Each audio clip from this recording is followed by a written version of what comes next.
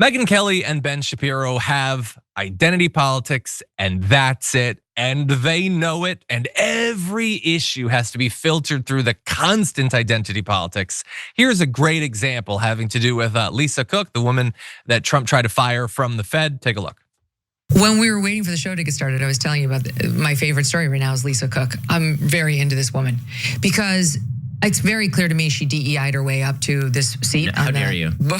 How dare you? That's terrible. And now she's been caught. It's just like, honestly, I'm just going to say it. There have been a lot of black women who have ascended to these positions on very thin credentials, and then some sort of scandal takes them down, and the left freaks out about the fact that you're going after a black woman.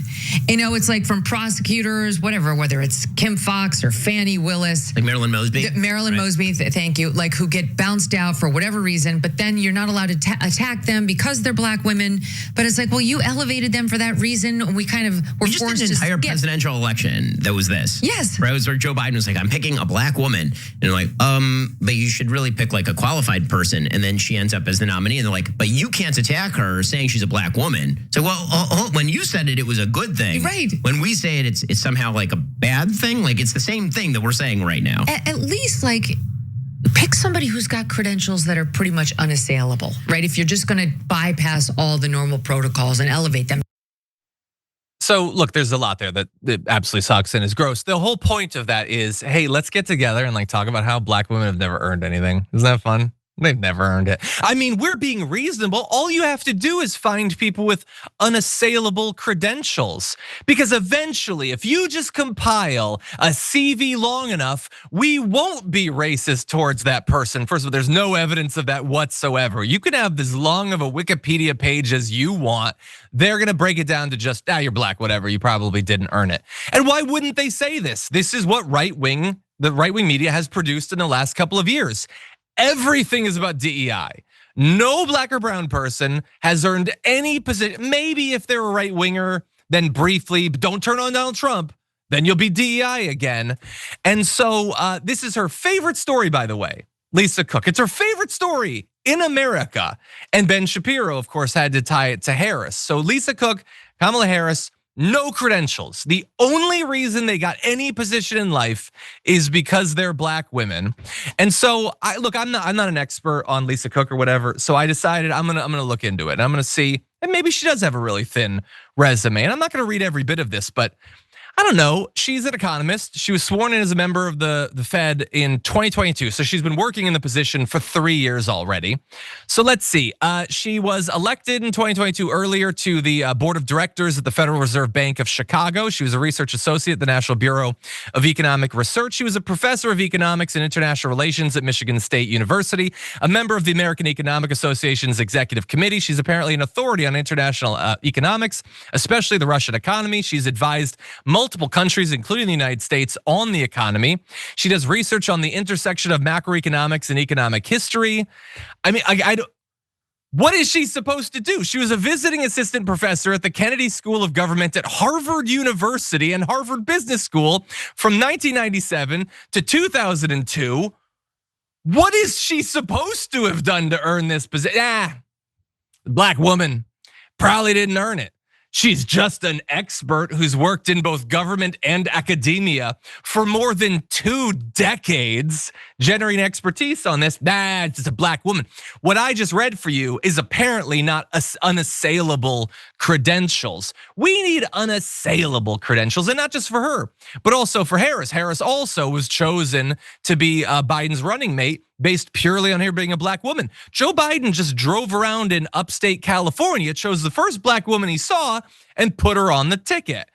And by the way, I'm not even like the biggest fan of Harris necessarily, but she was a lawyer. She worked as the DA of Alameda County. She was apparently recruited to the DA's office, later to the office of the city attorney of San Francisco. She was elected, again, she had multiple successful elections. District Attorney of San Francisco back in 2003, Attorney General of California 15 years ago, was then re-elected. So she ran multiple times and got the entire state to choose her. She was then the junior US Senator from California for 4 years after winning the 2016 Senate election, and then had a notable enough presidential run that she was brought in the administration. What more is she supposed to do for an establishment Democrat to choose her as their running mate? Again, apparently not unassailable credentials, working as a lawyer, getting elected to local office, a city office, then statewide office, and then being brought to the, like, what are you supposed to do at this point?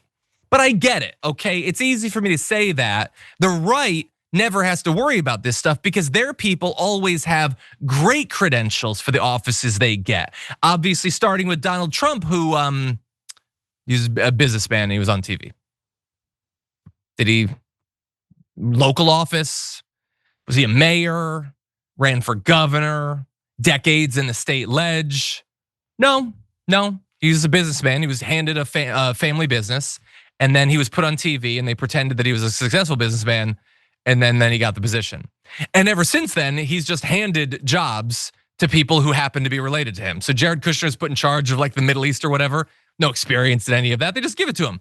Laura Trump nearly became the Senate candidate in 2 different states because she's sleeping with Eric. Again, but she's not a black woman, so her credentials are naturally unassailable. Did you know that she can technically sing a little bit? What better credential do you need? I mean, how many of these can we go through? What were JD Vance's credentials before he was picked by Peter Thiel to be a senator or whatever? He did go to law school technically, so that's more than Donald Trump. And then he was on CNN, pretended to be a liberal, and then he turned his back on that. He became the senator briefly, did absolutely nothing as a senator for a couple of years. And then he was chosen to be the vice president. Like, again, he's neither black nor a woman, so he just gets to just cruise by based on the fact that a billionaire pointed at him and was like, that's my guy. But so it's just so obviously biased. But to them, it's the most natural thing in the world. These are black women. They have, for both of those reasons, they have never earned a position. There is nothing easier to be in America than a black woman. To Ben Shapiro and MEGYN Kelly, who would swear up and down that they're intellectual titans as they walk through life with these massive blinders. Anyway, we're gonna move on to other news because there's a lot of other stuff. But let's see. Me Being Me says, I know I corrected it to 2020 after Bernie's lost TYT, berated progressives. I meant 2020. Again, we can agree to disagree. I was on TYT for those years. I don't feel like I feel like I did, I don't know, 50, 100, 200 interviews bringing on progressive candidates in primaries and stuff like that. I've been incredibly supportive. Again, I don't know if you're saying specifically about me, but about these candidates in congressional and Senate, gubernatorial, presidential elections. I routinely support them. Again, that's not to say that they could still end up feeling betrayed or whatever. I don't feel like we betrayed them. And I honestly, I fundamentally don't believe that that's not why they're coming on. I think the DNC tells them don't go on these leftist shows. Not because they're too critical of progressives, but because they're too critical of the DNC. They're too critical of the Democratic Party. Because during primaries, we're critical of like Joe Biden or Harris or Gavin Newsom or whatever. I think that's why they tell them not to come on our show. Again, we don't know for sure. It's impossible to know, but that's my perception.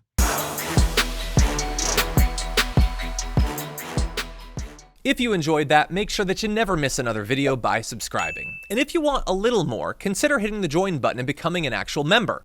But you're probably wondering, why the hell would I do that, John? First off, calm down. The stakes in this are very, very low. But also, when you click the join button and you become a member, you get access to bonus content that I make every week, and it's a ton of fun. You get access to tons of custom emojis and more besides that. By the way, if you join at tier 3, you even get access to a monthly member hangout with myself and other awesome people, and we always have a great time. By the way, you'll get all that going forward, but you also unlock years of the back catalog. That is literally 100 or more bonus clips, top 10 lists, debates, and more. What are you waiting for? Click the join button below. Your support powers our show, and we couldn't do it without you. Or at the very least, I wouldn't really want to try. Viewers like you keep me here. So thank you in advance for joining.